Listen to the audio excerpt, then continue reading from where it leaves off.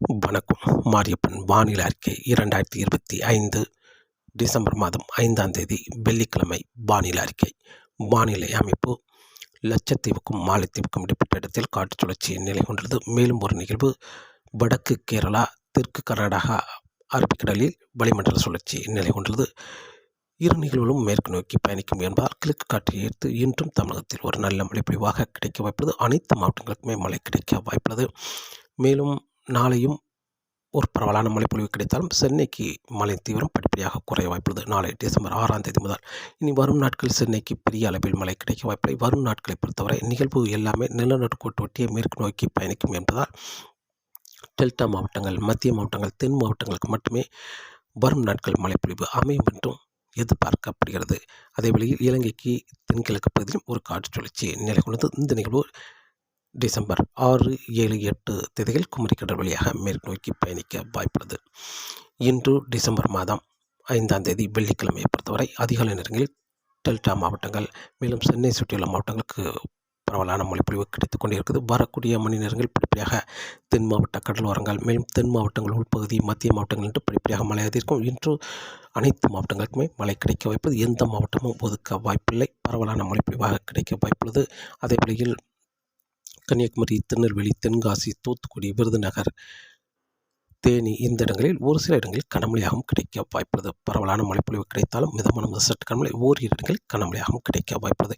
அதேவேளையில் கோயம்புத்தூர், நீலகிரி, திருப்பூர், ஈரோடு இந்த இடங்களில் ஓரிரு இடங்களில் கனமழையாக கிடைக்க வாய்ப்புள்ளது. பரவலான மழைப்பொழிவாக இன்று மேற்கு தொடர்ச்சி மலை ஒட்டியுள்ள மாவட்டங்களுக்கு அமையும். அதே வேளையில் டெல்டா மாவட்டங்கள், சென்னை சுற்றியுள்ள மாவட்டங்கள், கர்நாடக எல்லோர மாவட்டங்களுக்கும் பரவலான மழைப்பொழிவாக இன்று கிடைக்க வாய்ப்புள்ளது. நாளை டிசம்பர் 6ஆம் தேதி அதிகாலை நேரங்களில் கடலோர மாவட்டங்கள், வெயில் வந்த பிறகு படிப்படியாக உள் மாவட்டங்கள், மேற்கு தொடர்ச்சி மலை மாவட்டங்கள், தென் மாவட்டங்கள் என்று அனைத்து மாவட்டங்களுக்கும் மழை கிடைத்தாலும் மதியத்துக்கு பிறகு கர்நாடக எல்லோர மாவட்டங்கள், சென்னை சுற்றியுள்ள மாவட்டங்களுக்கு படிப்படியாக மழை விலகும் என்றும் எதிர்பார்க்கப்படுகிறது. மாலை இரவு நேரங்களில் தென் மாவட்டங்கள், மேற்கு தொடர்ச்சி மலை மாவட்டங்களுக்கு மழை தொடரும். அதே வேளையில் டிசம்பர் 7ஆம் தேதியை பொறுத்தவரை இப்போது இலங்கைக்கு தென்கிழக்கு பகுதியில் நிலநிற்கும் காற்று சுழற்சி இலங்கைக்கு தெற்கு பகுதியில் வந்துவிடும். இதன் காரணமாக டிசம்பர் 7ஆம் தேதி டெல்டா மாவட்டங்கள், மத்திய மாவட்டங்கள், மேலும் சென்னை மணிக்கணும் தென் மாவட்டங்களுக்கு பரவலான மழைப்பொழிவாக கிடைக்க வாய்ப்பது. அந்த நிகழ்வு சென்னைக்கு மழை கொடுக்க வாய்ப்பில்லை. பெரும்பாலும் டெல்டா மாவட்டங்கள், மத்திய மாவட்டங்கள், தென் மாவட்டங்கள், மேலும் கோயம்புத்தூர் சுற்றுலா மாவட்டங்களுக்கு குறைவான மழையை கொடுக்க வாய்ப்பது. இந்த நிகழ்வு பெரும்பாலும்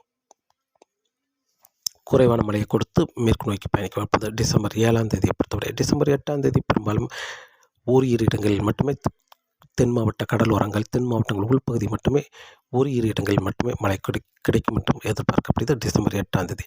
டிசம்பர் 9ஆம் தேதியை பொறுத்தவரை பெரிய அளவில் மழை கிடைக்க வாய்ப்பில்லை. அதேவேளை இலங்கைக்கு தென்கிழக்கு பகுதியில் ஒரு காற்று சுழற்சி நிலை கொண்டிருக்கும். அந்த நிகழ்வு சற்று இலங்கைக்கு கிழக்கு புறம் முன்னேறி வந்து செயலிழந்து மீண்டும் இலங்கைக்கு தெற்கு புறமாக மேற்கு நோக்கி பயணிக்க வாய்ப்பது. டிசம்பர் 12, 13 தேதிகளில் இதன் காரணமாக டிசம்பர் 9ஆம் தேதி கடல் ஓரங்களில், டெல்டா கடல் ஓரங்களில் ஓரிரு இடங்களில் லேசான மழைப்பொழிவு கிடைக்க வாய்ப்பது. டிசம்பர் 10ஆம் தேதி சென்னைக்கு தெற்கு பகுதி மழை கிடைக்க வாய்ப்புள்ளது. சென்னைக்கு மழை கிடைக்க வாய்ப்பில்லை. அதேவேளை டெல்டா மாவட்ட கடலோரங்கள், தென் மாவட்ட கடலோரங்கள், தென் மாவட்டங்கள் உள்பகுதி ஓரிரு இடங்களில் மட்டுமே மழை கிடைக்க வாய்ப்பது. டிசம்பர் 10ஆம் தேதி. டிசம்பர் 11ஆம் தேதி டெல்டா மாவட்டங்கள் முழுவதும், மத்திய மாவட்டங்கள், தென் மாவட்டங்கள் முழுவதுமே மழை கிடைக்க வாய்ப்பது. டிசம்பர் 11ஆம் தேதி.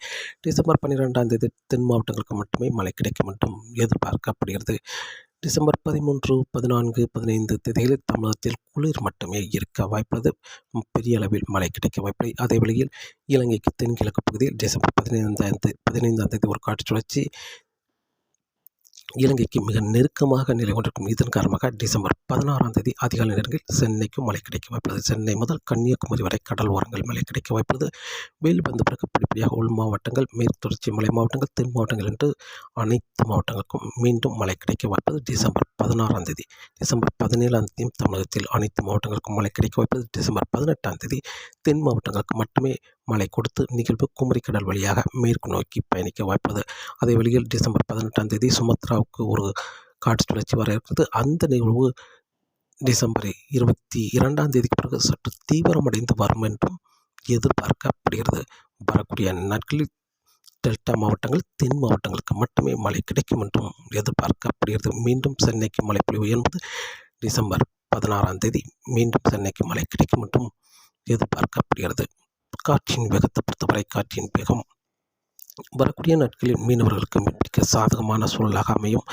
இப்போதைக்கு வங்கக்கடலில் பெரிய நிகழ்வு எதுவும் உருவாக வாய்ப்பில்லை. இதன் காரணமாக வங்கக்கடலில் காற்றின் வேகம் குறைந்தே காணப்படும். மன்னார் வளைகுடா குமரிக்கடலில் அதிகபட்சம் 35 முதல் 45 கிலோமீட்டர் வரை மட்டுமே காற்றின் வேகம் இருக்கும் என்றும் எதிர்பார்க்கப்படுகிறது. தொடர்ந்து வானிலை அறிக்கையை கேட்டு பயன்பெறுங்கள். மீண்டும் சந்திப்போம். நன்றி, வணக்கம்.